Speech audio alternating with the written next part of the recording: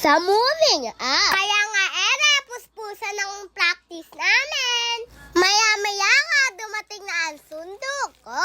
Hindi pa pala kami uuwi dyan. Dahil diretso kami sa pinagagawa ng bahay ng lolo ko. At nga, tinignan nga namin kung talagang may nagawa sila. Okay lang naman kahit di bantayan. Dahil daw ito ay Pacquiao. Hindi si Manny Pacquiao, ha? Ibig sabihin ng Pacquiao, nag-uusap na sila sa presyong nagkasunduan na wala nang iintindihan na nagpapagawa. Basta may pera, walang problema.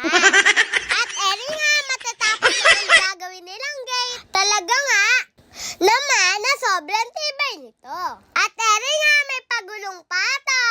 Yung tipong itutulak lang pagka ibubukas at sasara. At nga, nakakita ko dito ng puno ng mangga. Tuwang-tuwa nga ako din Para bang gusto ko nakagate na Kaya lang sa sobrang init, hindi ako makatagal din Kaya nga, mabilis lang ang picture dahil napapasa ang mukha ko din Sige pa, dito na lang. Salamat po.